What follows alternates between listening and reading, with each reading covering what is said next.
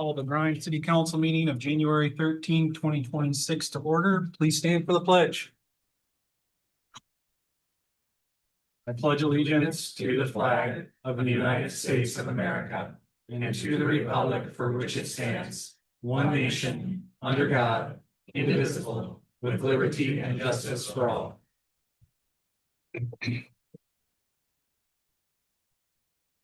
All right, can I have a roll call, please? DePhillip. Here. Earlbeck. Here. Johansson. Here. Lovelady. Here. Borkerding. Here. All right, thank you. And next would be approval of the agenda. I'll move it. Second. Okay. Roll call. Borkerding. Aye. Johansson. Aye. DePhillip. Aye. Lovelady. Aye. Earlbeck. Aye. Okay, thank you. That brings us to public forum. People wishing to address the council need to sign up. So if you haven't signed up, please do so. It's on the back table. Oh, it's up at the front table now. It is transported. All right. Each person will be allowed 3 minutes from the podium and may address 2 issues. And just to set some expectations, just because I want to make sure we're all clear, looks like there's going to be a lot of people. This is a business meeting, and so the order of business is to tackle what's on the agenda. So it's not, public forum is not designed to be a question and answer or a debate. We certainly want to hear from you, but at the end of the day, we move on and then we do the business. So if you are like, why aren't they talking to me, or why aren't they answering questions, or that's just because that's the way the system is designed, because we have to only discuss and take action on business that's actually on the agenda. So I just wanted to set that expectation. But so with that though, do we have people signed up for the public forum? Yeah, we have a few. Okay. First is Brian Hansen. Okay. Yeah, Brian, come on up to the podium. Just state your name and address, please. Brian Hansen. I live at 109 Northwest Callista Court in Grimes. Okay. I'd like to talk about the Iowa Code Chapter 21 open meetings requirement, and I am addressing the new administration building that has been declared to be put in Waterworks Park. The government decisions, they need to be easily accessible. Notification should always err on the side of openness and transparency. That being said, we don't believe that that was done, considering most of the people had no idea that this was going on. What I've been told has been in the process has been in about 2 or 3 years, which has given the city council and the city enough time to inform the people, especially I back up the city park. So people like us, that we can share our opinions on this. If I can borrow Lori's quote, we don't know what we don't know. If you guys don't tell us, we don't know that we're supposed to go to the minutes and for the last 3 years and know what we're looking for when we don't even know it's there. The minutes must be made public, and there appears to be gaps because we've done research and stuff, and a lot of minutes and video, are not there. Public notices need to be reasonable, need to include news media, and I'm quoting from this code, the Iowa Code, and they need to be posted in prominent places. I don't believe this was ever done, considering the fact that most people didn't even know this was going to happen.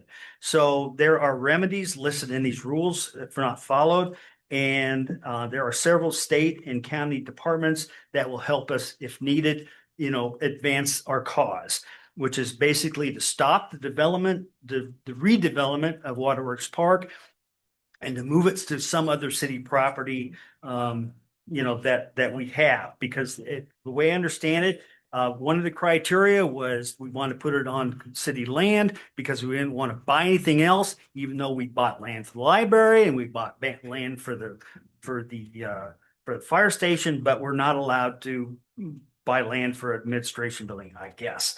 And also spelled out in these codes are monetary fines that if they find the council has overexceeded what they can do, And then that ignorance is no defense. And I'm reading highlights from this code.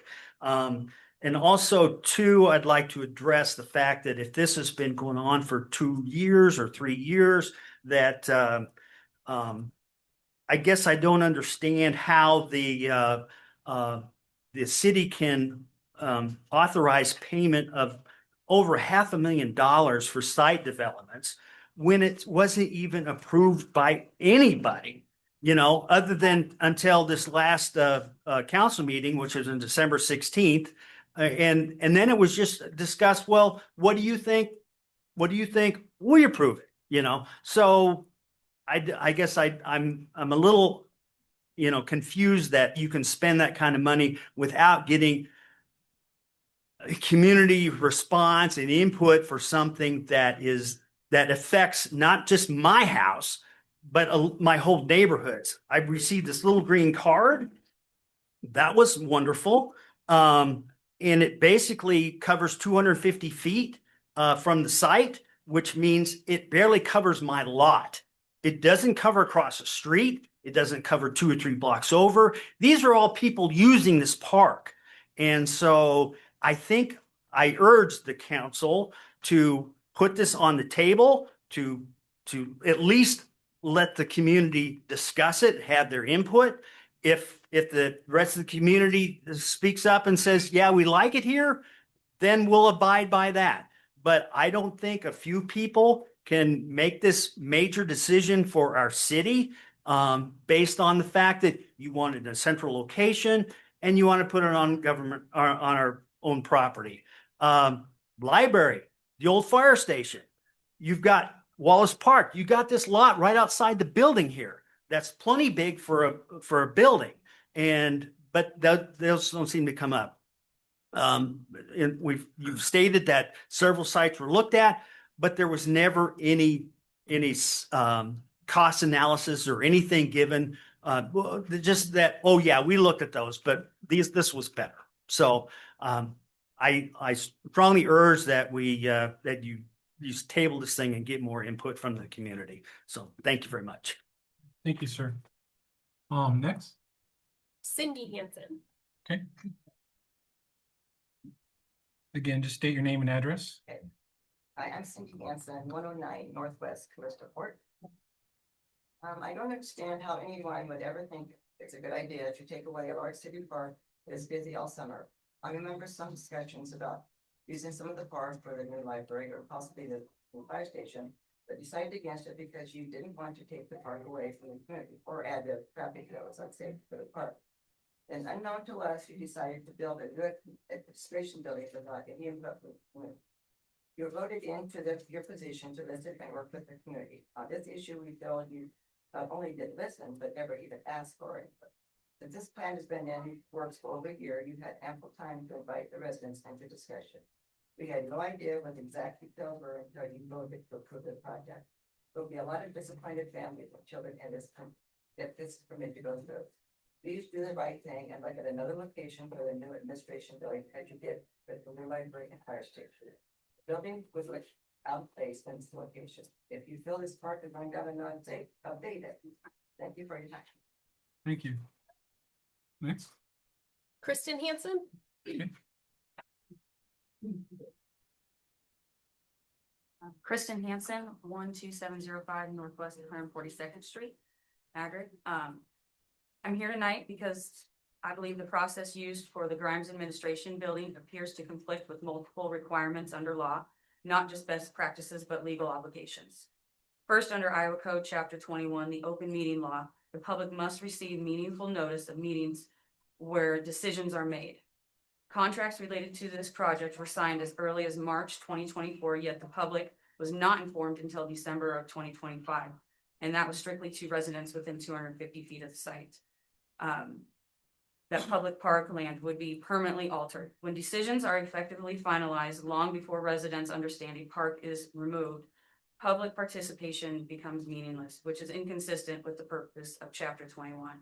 Second, under chapter of Iowa Code Chapter 22, public records, including contracts, site selection documents, and internal communications, must be made available promptly upon request. Failure to respond, excessive delays, or refusal to produce these records without citing a specific exemption constitutes a violation. When I requested these records, I was met with a $14,000 price tag to get any records. I then narrowed my search and my request down, and I've heard nothing back. Not even an email saying that we're working on it or anything, just complete silence. Silence is not compliance. Third, Waterworks Park is dedicated public green space. Iowa law requires heightened scrutiny when a city repurposes parkland for non-park use. That process typically requires clear notice, transparency, and an opportunity for the public to weigh in before commitments are made, not after contracts are already signed. Finally, the city has publicly stated that 4 or 5 alternative sites were considered. If that is true, then records identifying those sites and criteria used must exist and must be disclosed. Without those records, the public cannot verify that this decision complied with Iowa law or served the public best interest.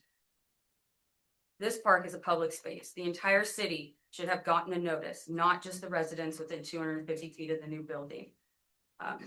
So tonight I am formally asking the city to disclose all the contracts and approval dates, release the alternative site records, and to pause further action until legal compliance and public transparency are fully addressed. Thank you. Thank you. Sorry if I butchered this. Aaron Halesso? Halesso.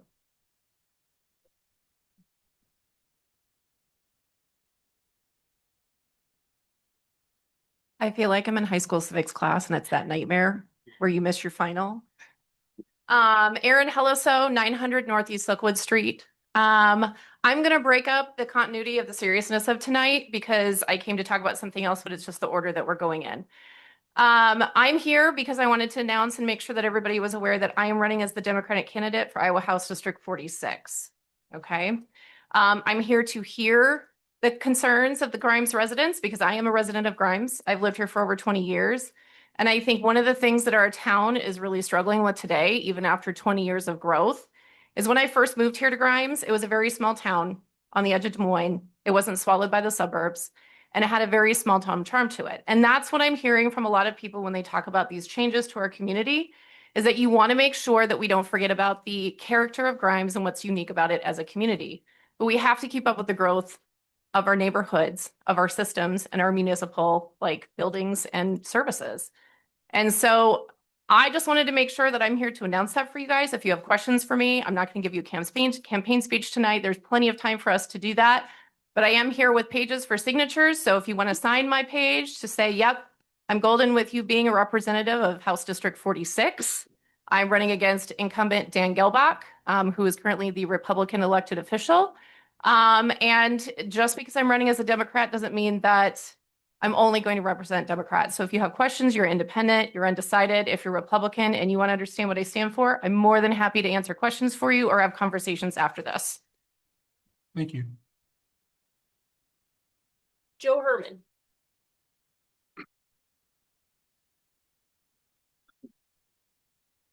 Joe Harmon, Northwest 8th Street. Good evening.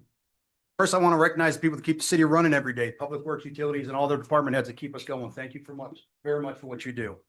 I also want to thank Councilmember Lori Phillips for keeping her promise to support the fire department. You kept your word. That's what you're supposed to do, and thank you for that. Mr. Mayor, I got to be straightforward. You didn't keep your word. You voted against a vital position for the fire department to maintain, to correct and repair their equipment that they use to keep us safe. You didn't do that. You went against your word. To the council, residents demand competent, responsible leadership. Ignoring concerns, dismissing public input, or belittling those who speak up destroys trust. Your behavior is under scrutiny from many people. I'm here to oppose the selection site for the administrative building. Let me get this straight. I am not against the administrative building. We need one. The community learned of this location only 3 weeks before approval. No formal site analysis have been done on multiple locations. No formal. It was a pick and choose. Site analysis need to be done, cost, effectiveness, and so on. It wasn't done. And if it was, I would like to see it because it's nowhere on your website. Parks are not expendable.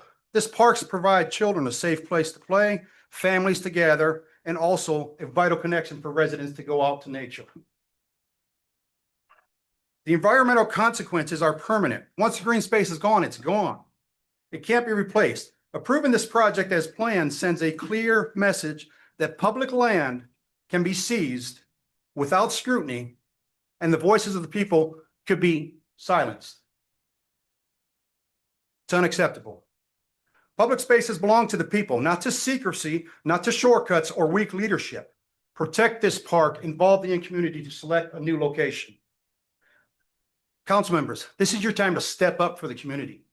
Table this, do proper site analysis, cost, show the cost. Don't just pick and choose. There are no official cost site analysis on your website anywhere. I was given dates. Nothing was mentioned in any of those dates until November 9th. Never, ever was a site discussed until it was sent out on November 21st. No transparency. You owe it to the people to do this job. Thank you. Thank you.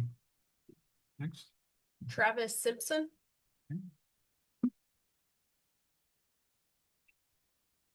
Travis Simpson, 1012 Southeast Third Street. I'm here tonight to voice my disappointment for the site that has been chosen for the new Grimes Public Administration Building. I do agree that the growth in the circumstances of the existing facilities, the new building is needed. However, the lack of community input and disregard for the surrounding residential area near Waterworks Park, who this would impact, is what disappoints me the most. The city administration should be good neighbors, and putting the building in the backyard of a well-established neighborhood is going to turn a nice green space into a less desirable and much busier area with the daily activity that will generate. I would not want to look out my backyard at a large building or a parking lot, and I doubt anyone here would either. A building like that should be further away from residential areas, and there are surely other locations that would be more appropriate. Over the years, I've had 3 different neighbors that I share a property line with approach me about building a privacy fence. They asked me for my thoughts, concerns before they decided whether or not they would go through with their project. That's what good neighbors do, and that's what city administration should do, and extend the same courtesy when planning a major project like this. During the recent city election forums, the topics of transparency, communication, and responsible growth were talked about extensively. This project has been in the work for some time, but not until late November was anyone given notice of the potential location being considered, and then it was quickly put to a vote for approval. On the surface, it looks like public feedback was intentionally suppressed. I've emailed the entire city council my thoughts and concerns on this 2 weeks ago and received just 2 replies. Thank you, David. Thank you, Leslie, for replying to me for that. The last city council meeting recording that's currently available on the Grimes websites from October. So the meeting where this project was discussed and approved is still not even currently publicly available on your website today. I encourage the council to please listen to the feedback and community that the community gives you and reconsider the location for a new administration building. Thank you. Thank you. Alan May.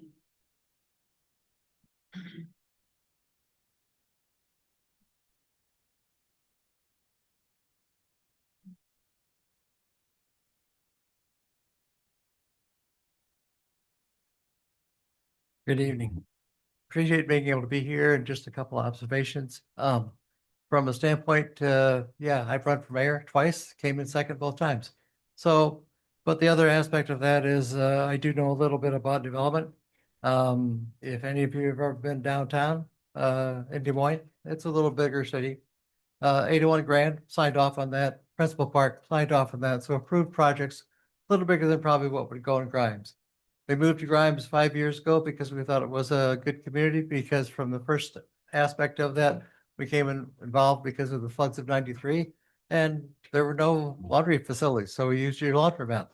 I think I'd take a look at it from the standpoint of, I've been to a meeting, probably 6 or 8 months ago. And this was called as a title, as a subject, as facilities. Well, facilities involves a lot of things. It didn't say new city hall, didn't say admin building. So you're using wordsmith, as I call smoke and mirrors from your administrative people to identify things that they want to see get done. A council member who is not here tonight because he didn't get reelected had told me at one meeting that this quote new building had to be built because we had such high paid staff, they had to have a new building. And I'm thinking, boy, that's a pretty interesting comment. So if I take a look at it from the standpoint of what we've had so far, we've had, brand new fire station. But we also have a sheriff's office in there because we don't have police. And the location for that was determined by who? The fire chief, the past fire chief, because he had the professional knowledge to say the growth of this community is not going east, it's going west. That's where you extended the giant sewer. If you don't remember that, I guess that's like 20, $30 million that you put from a basis of standpoint that we're paying for it. So I think the other aspect of it is you need to take a look at what goes on in this building. Do you know there's a senior center here that has lunches every single day? Where are they going to go? In the new city hall? We also have a running area that goes around the building because this was an old junior high, middle school.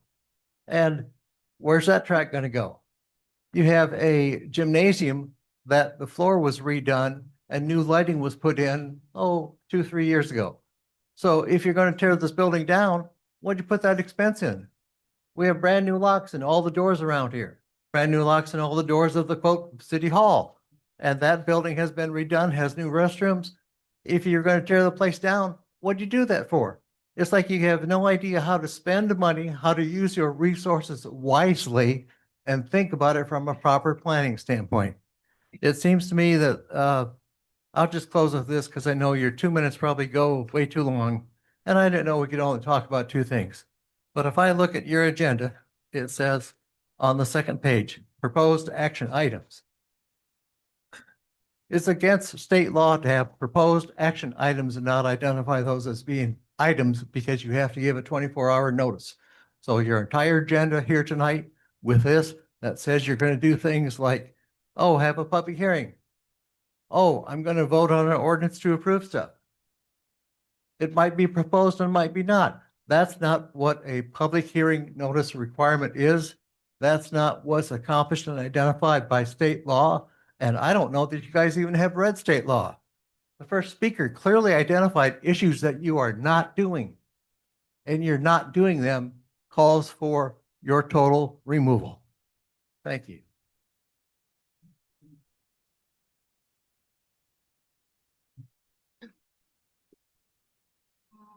Mark.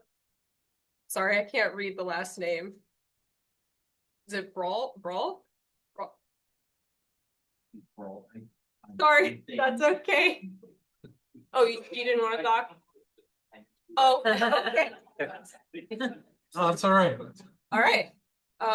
Vernon Glad you're here, Adams. Mark. I'm sorry, what was that? Vernon Adams. Okay.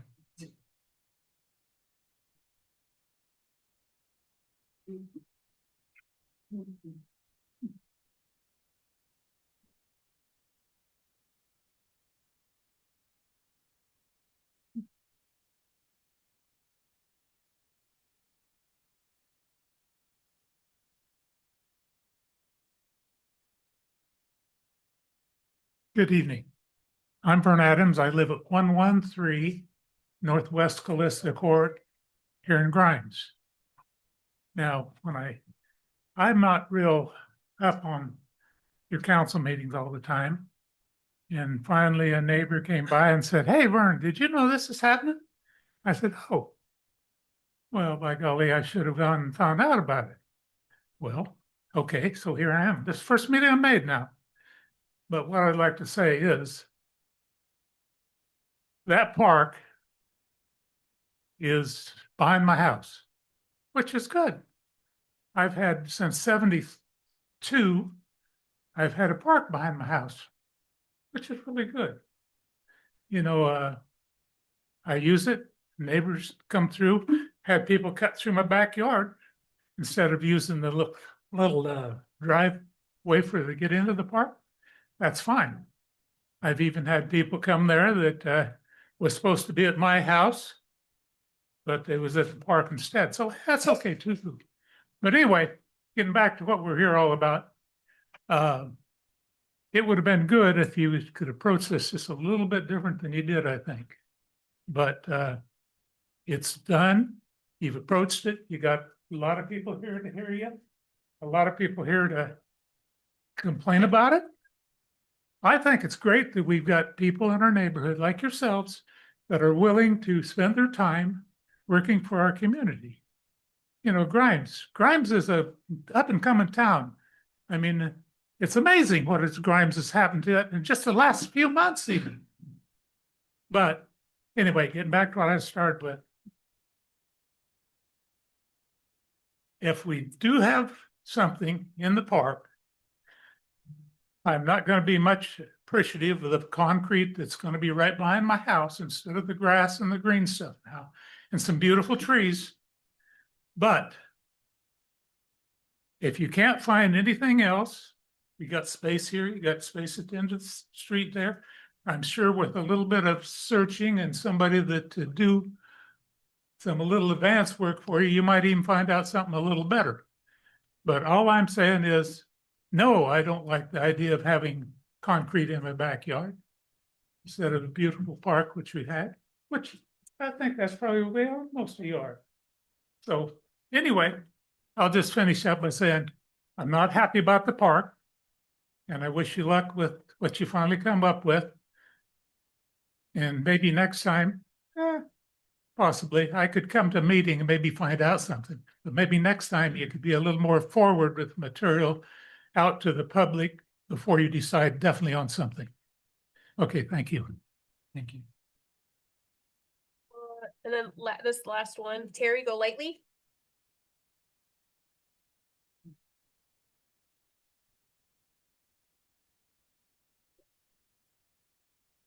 Terry Golightly, 1810 Northeast Heritage.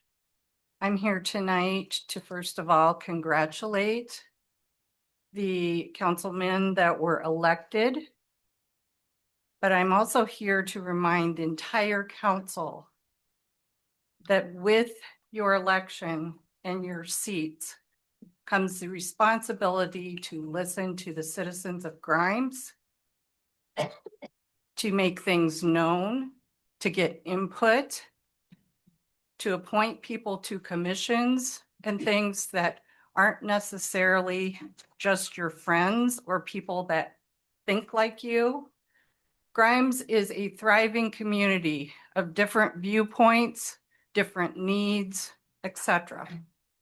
So a few quick things that I will address tonight in my almost 6 years here. I have been a frequent visitor at council meetings. I have brought lots of things to council's attention. Some of you I've heard back from and had discussions and productive discussions. Others, when I've reached out, I've heard zero, zip, zilch. That is not what your positions are for. First of all, we have expansive development. We all realize that. We have a faction that wants to keep the feel of old Grimes, and we have the faction mostly driven by people in development themselves that want this expansive growth. So that needs to be taken into account. The new fire department is great, but my question is, Ankeny just commissioned their 4th fire department for their expansive growth. We have moved ours out to the far corner at this point. How is that going to affect the citizens that sit here, that live in the areas over here, their insurance rates moving forward? Because response times do factor into that, for those of you that do not know insurance. Police department. There's a lot of people in the area that are shocked that a town our size does not have its own police department. There is a lot of people in town that would like to see more enforcement on speeding, etc. We seem to have a lot of problems with that. We also have a dog problem in town with enforcement on that. So basically, I'd like to draw your attention to our neighbor city, Polk City, They just had their council meeting last night. In their council meeting, their police department gives details of how many tickets were written for traffic, etc., their calls for the month, etc. I don't believe in the 6 years I've been here, I've ever seen that. And again, let's go next to dogs real quick. We have a leash law that seems to be ignored, but it's not enforced. We also have people that are not picking up after their dog waste. And I can tell you, I probably bet that we don't have anywhere near the number of dogs registered that there are in town. There's been dog attacks. There's been problems. We have aggressive dogs in town that are not being leashed. And this is something that needs to be paid attention to. Again, traffic is an issue with speeding, etc. Repeatedly, Heritage Drive area has asked for enforcement up there and something to be done. I get tired of being told that I need to go around and get my neighbors to sign a petition or whatever, or come to council to tell you guys there's a problem there. Lori, you live right around the corner. You have been invited multiple times to come sit in my driveway and just watch what goes on. I'm still waiting. David, you're not too far from there. Commercial buildings, we're butting those right up to neighborhoods and or the sports park. Let's give that example. Creates noise problems, creates traffic problems. There are no buffers, real buffers being built in.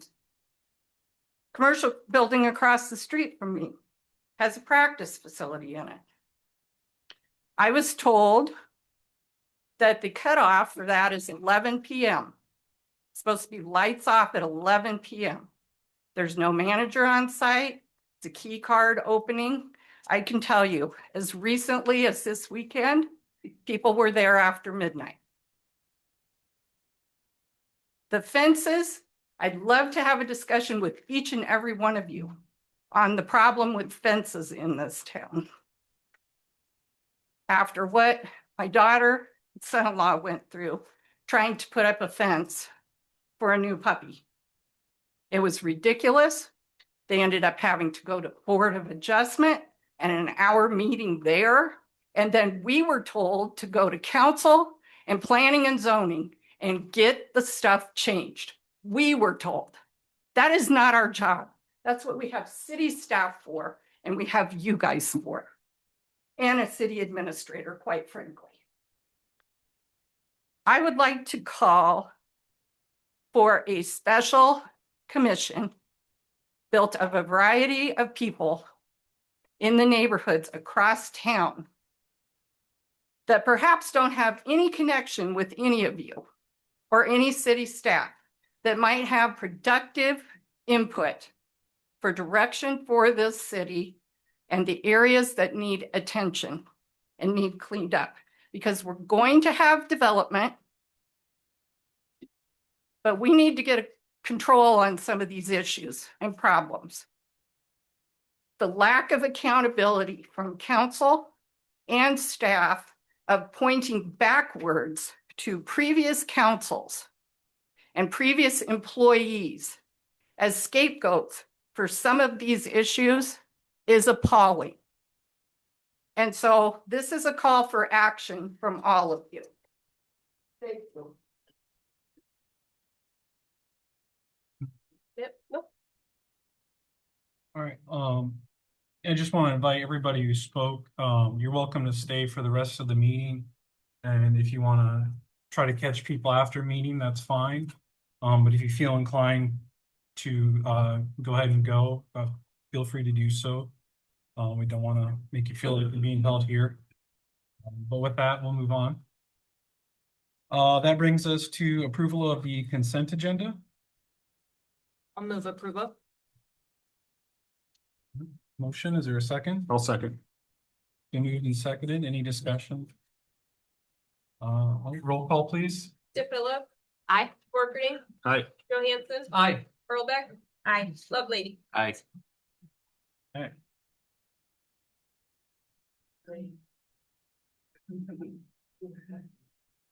Just pause for a second, let people go ahead and make their way.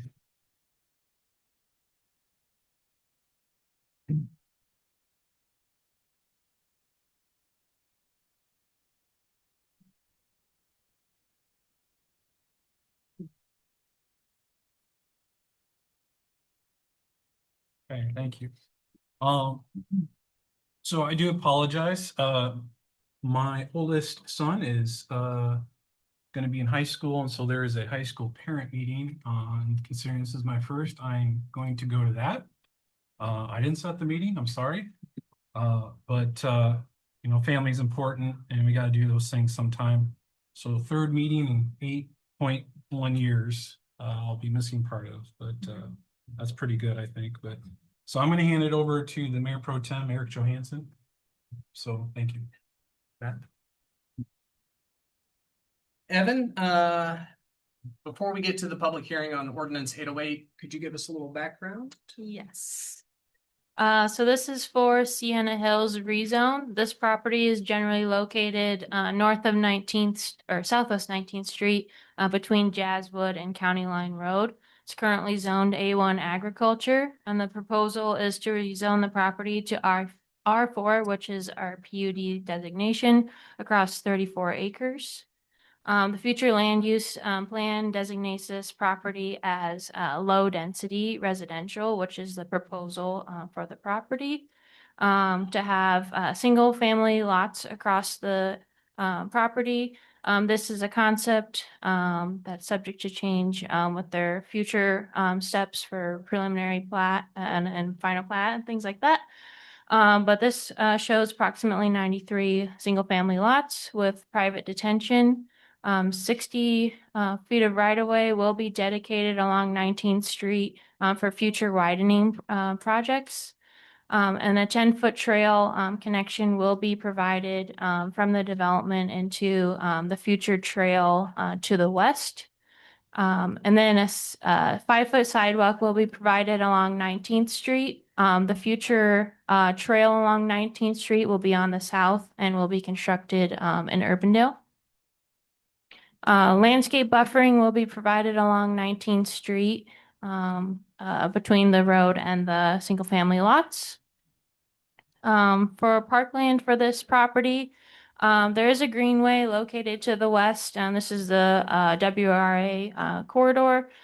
This property, portion of the greenway was purchased from the city a few years back from the previous property owner.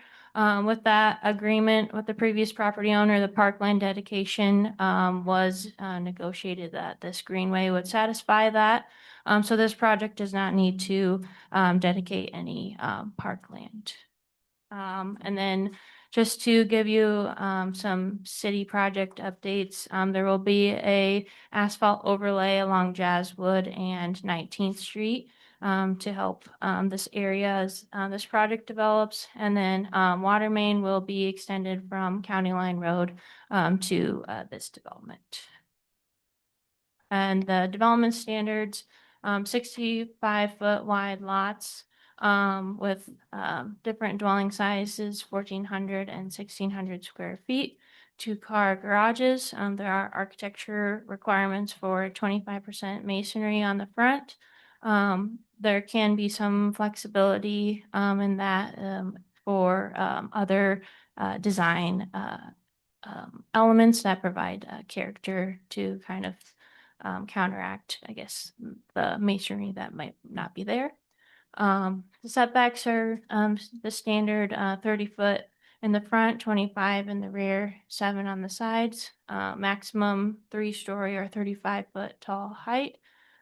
Each lot would have 2 trees, and then the minimum 40% open space across each lot. I'm happy to answer any questions you may have. Staff would recommend approval, and we also do have representation for the project here as well. Thanks, Evan. Before we get to discussion or questions from council? We've got a public hearing on the agenda, so at this point, I would open the public hearing on ordinance 808, Sienna Hills rezone. Is there anyone who wishes to address the council on the public hearing? Seeing none, do we have any written communication? We do not. All right, with that, I'm going to close the public hearing and entertain conversation, discussion on the first consideration of ordinance 808 Sienna Hills rezone.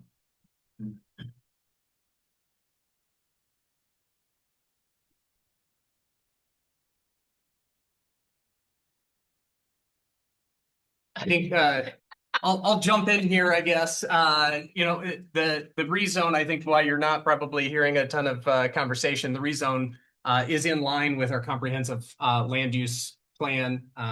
As an overview, we've new council here and members of the public. So as an overview, government, city government in this case, creates hoops that people have to jump through in order to develop their property.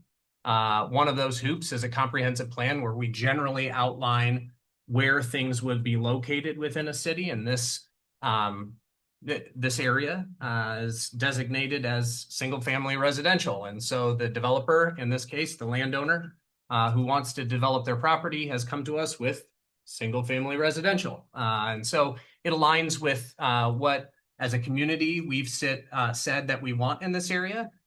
They've worked with staff to put together a development here that, for all intents and purposes, looks like a great development.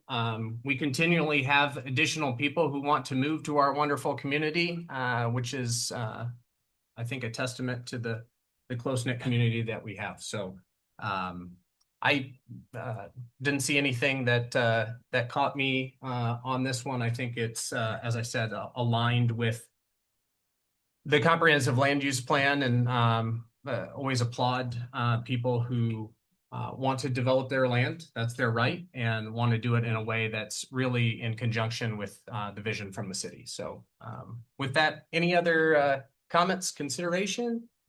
I'd entertain a motion on the first consideration of ordinance 808. Motion to approve. Got a motion. Do I have a second? I'll second. Second by Councilman Lovelady. Any discussion, additional discussion? If not, roll call. Earlbeck. Aye. Lovelady. Aye. DePhillips. Aye. Workity. Aye. Johansson. Aye. That'll bring us to ordinance 809, Brookside Village North rezone. We will also have a public hearing, but before we get to that, Evan, you want to give us an overview, please? Yeah. So this is Brookside Village North rezone, generally located at the southeast corner of Highway 141 and Northeast 18th Street. Currently zoned C2 commercial. The proposal is to rezone to a R4 PUD across 14 acres. The future land use plan designates the property as medium density residential and mixed use. This project was actually submitted under the previous comp plan, so we just adopted the new one. So we have been reviewing the project based on the previous development agreement or land use plan and the current one. This property will have high density along 141 and then medium density on the east side of the property. The townhomes would fall into that medium density residential. The high density is located on the portion of the property as mixed use. Mixed use was designated on this property, which could allow flexibility for commercial uses on the project. This project is just proposed to be multifamily. We as staff still believe that the high density is still in compliance with the previous comprehensive plan, and then is consistent still with the proposed uses around, or existing uses around this development. So there's commercial located here at the south. And then this would be the high density, medium density, and then the existing development to the west is also the medium density with high density and additional commercial. So basically kind of just mirroring.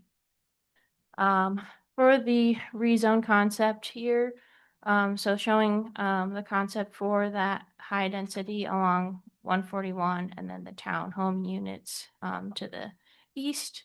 In the middle of the development is Destination Drive extending north. Detention through the project will be private. And then along Destination, the access is controlled. So here there would be a shared access for any future commercial here and the multifamily, just due to the proximity to the roundabout. And then also access will not be permitted on this portion of Beaverbrook for the commercial. For pedestrians, there will be a sidewalk along the west side of Destination and then 10-foot trail along the east side, which will extend that existing trail on Destination north into the trail along Northeast 18th Street. For parkland, this property does not show any parkland on the future land use plan. We did take this to Park Board as well for consideration. The proposal is to provide fee in lieu of land dedication. Though those dollars would be allocated toward North Point Park, just to the east there. And with this project and actually the developer's previous project to the south, we would have about $250,000 to allocate toward improvements to North Point Park. And then Parks and Rec recommend approval of this arrangement. For landscaping buffers, it kind of just depends on how the units are oriented. So just if we look at how it's shown on the concept now, for units that have like backs to the right of way, there would be a berm and buffer there. There are some potential limitations just due to the drainage and existing utilities that a berm may not be possible. So we would, in that situation, just increase the buffer plantings and then to have more evergreens in that situation.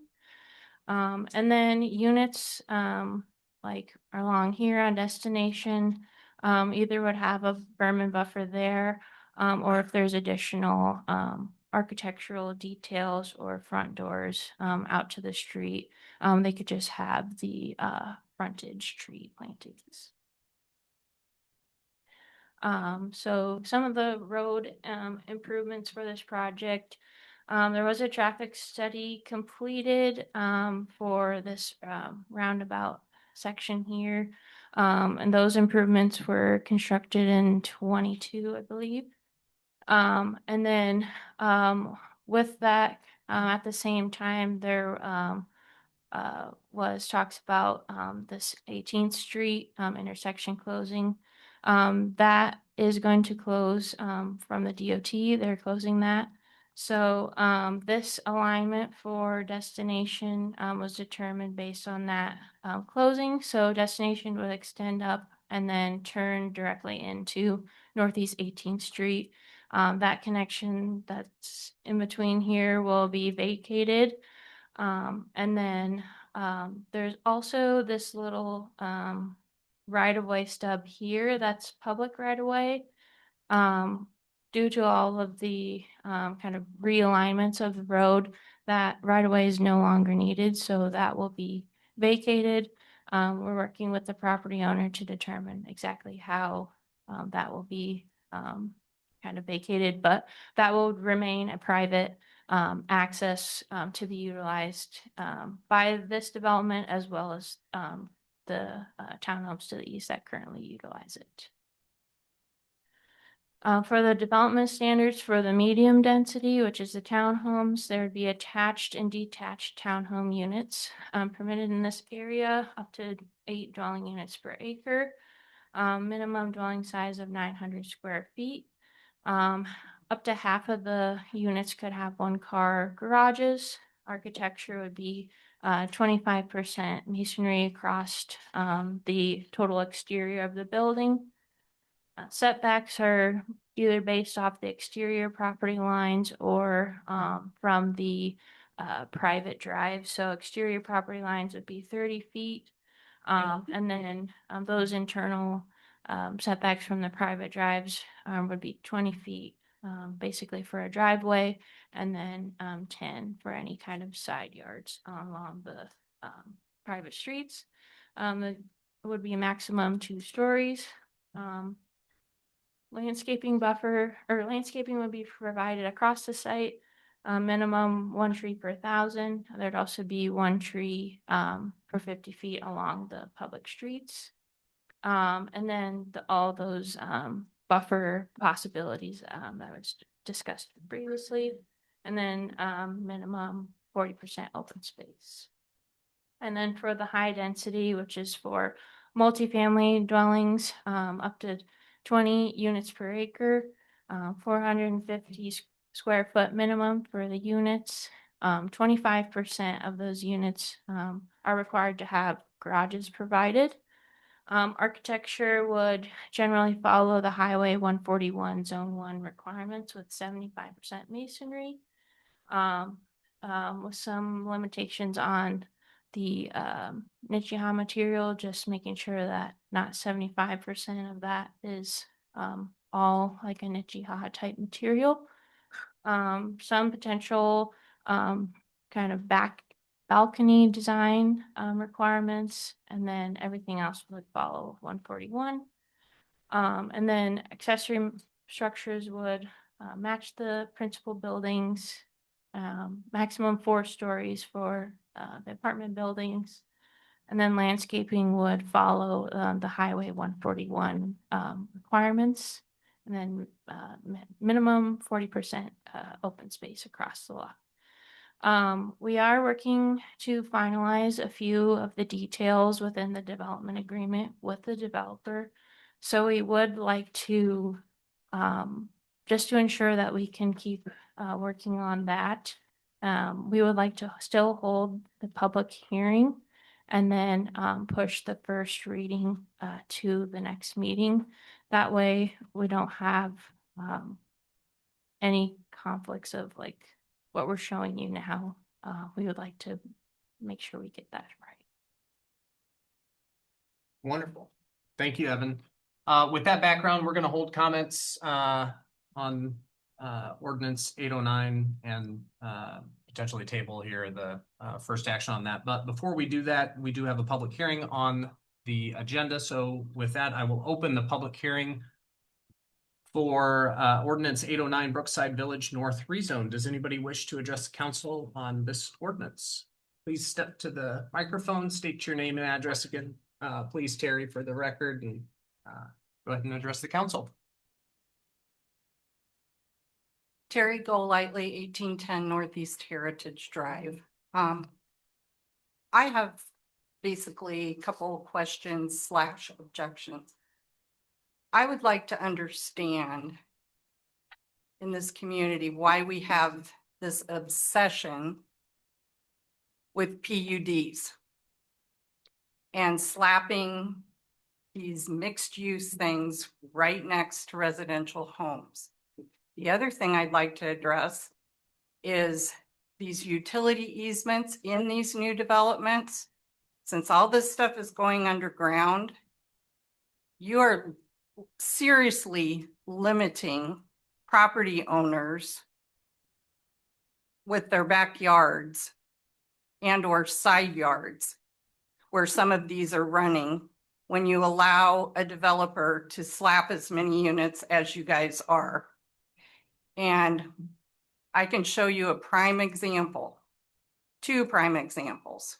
I invite any of you to come out to my property or my daughters who just tried to put this fence in.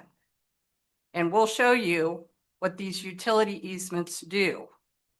Property owners are paying property taxes on this land that this stuff is running through. When you eat up a big portion of the backyard for this stuff, that's theft. Anyone else wish to address council on ordinance 809 Brookside Village North rezone? Seeing none, do we have any written communication? No, we do not.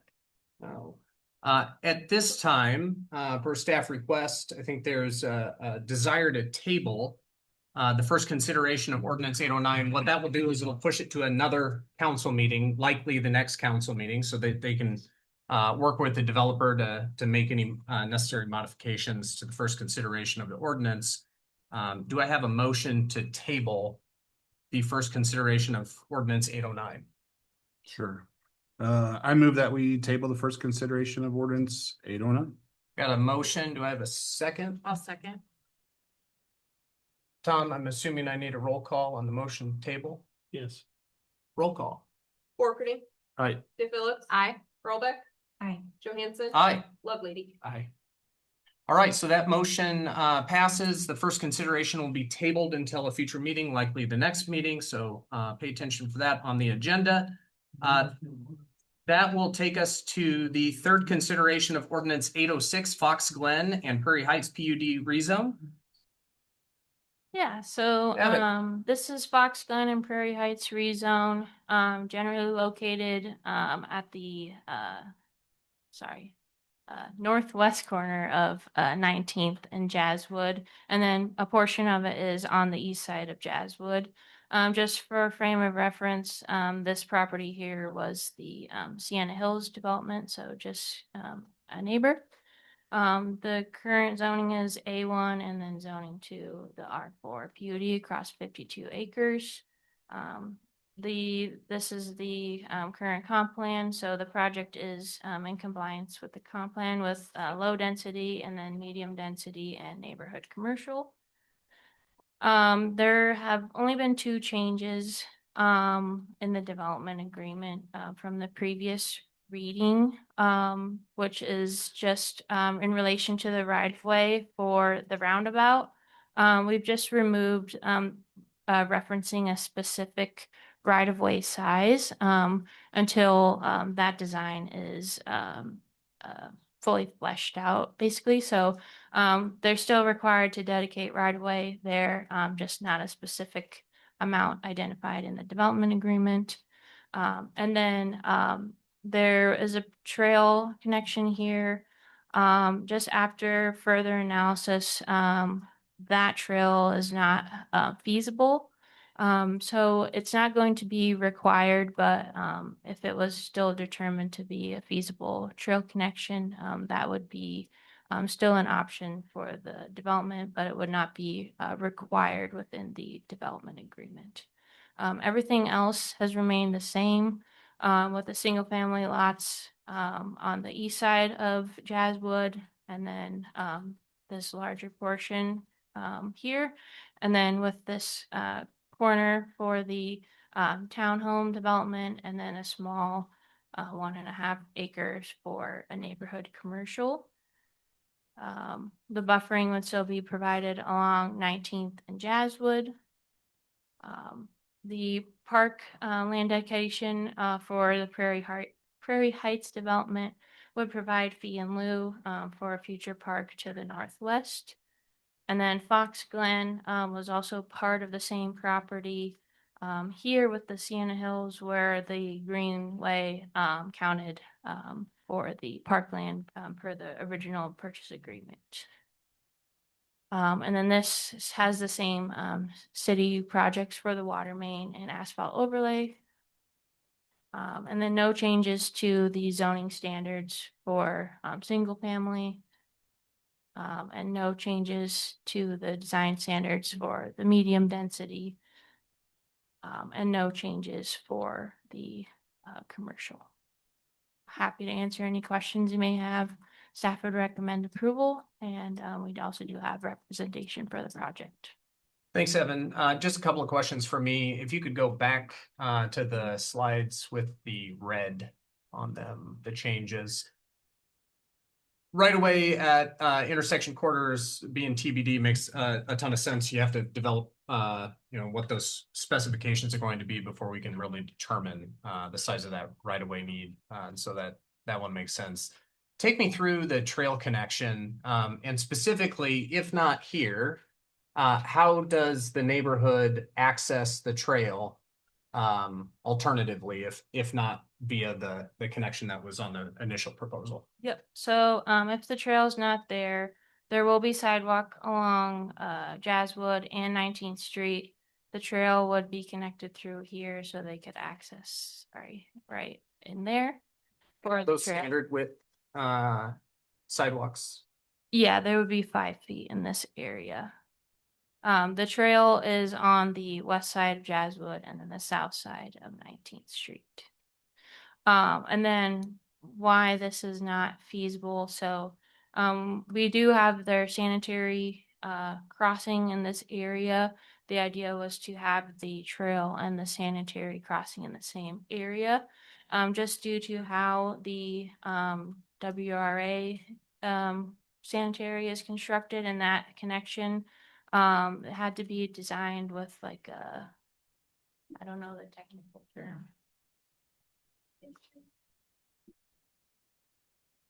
So when we built the WRA, it was built with a specific type of pipe.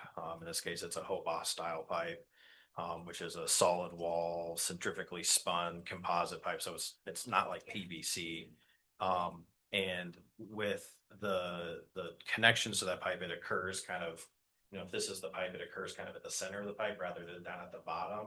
So there's a creek in this area, and we end up having a depth issue with the sanitary sewer under this creek because of where this connection is.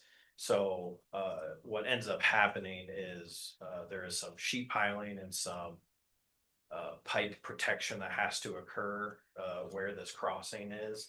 And the only way to do a trail crossing in this particular area was to commit to a pedestrian bridge. And our perspective was for 6 lots and was likely to be $200,000 bridge, that it didn't seem reasonable on our end to push that forward. So, if the council feels otherwise and wants that, it's certainly something that we can continue to evaluate. But pedestrian bridges are just super expensive, and the value proposition of that in comparison with the number of lots that would have access to it didn't seem like it was appropriate in our end. So Thanks for that, Alex. We have a couple of these in our community where we've got a cul-de-sac and then a connection maybe to a greenway or another trail in the community. And I've received feedback both ways. One, nice for those who live there to be able to get back to it. Two, they don't always like having the increased traffic from the trail that then comes out into the neighborhood. And so I don't know that there's necessarily a right answer here. Appreciate the feedback though, that absolutely, if you're having to do a pedestrian bridge for seemingly a handful of lots, that cost is extensive and may not be the best use of dollars there, which then ultimately goes into people's lots. So with that, any questions, comments on the third consideration of ordinance 806 Fox Glen and Prairie Heights PUD rezone? Just a quick question to follow up on his. So if we were to put in a pedestrian bridge and the proposed roundabout connection through the sidewalk to connect the way you're proposing now, what is the distance saving between having a pedestrian bridge and crossing over to get to where it is versus taking the path that you're proposing now? So this sidewalk here would be required anyway. Public streets are required to have like a public sidewalk on either side. In this case, since they're higher traffic roads, there's a trail on one side and a sidewalk on one side of each of the streets. So those are always required. So really the cost difference would just be that. I meant the distance. Like, are we talking 10 Oh, blocks? the distance, sorry. 3 blocks? I guess I don't have the exact feet. But this is one estate lot. and one commercial lot. So I would guess 4 blocks maybe. There will be, so there was a previous project rezoned for Hope Meadows Phase 2 just to the north. There will be 11th Street going up there. Sorry, I don't have a bigger map. So there will be 11th Street going up that way too, which will have trail on that street. I believe it's on the south side, so they can go up there and connect into this trail as well.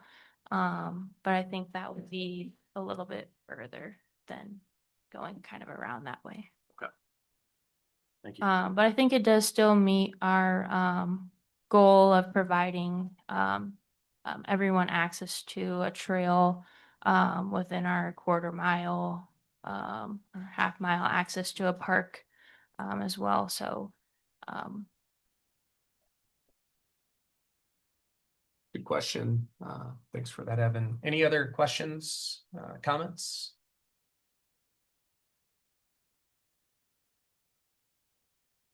If nothing else, I'll move third consideration of ordinance 806.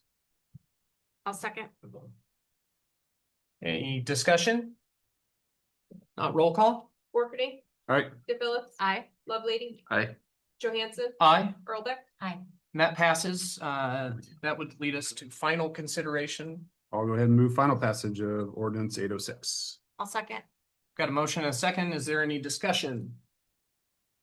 Seeing none, roll call. Workity. Aye. DePhillips. Aye. Johansson. Aye. Earlbeck. Aye. Lovelady. Aye. And that shall pass. That'll bring us to staff reports on the agenda. Jake, any staff reports tonight? I have no report this evening. No reports. That'll take us to mayor and city council reports.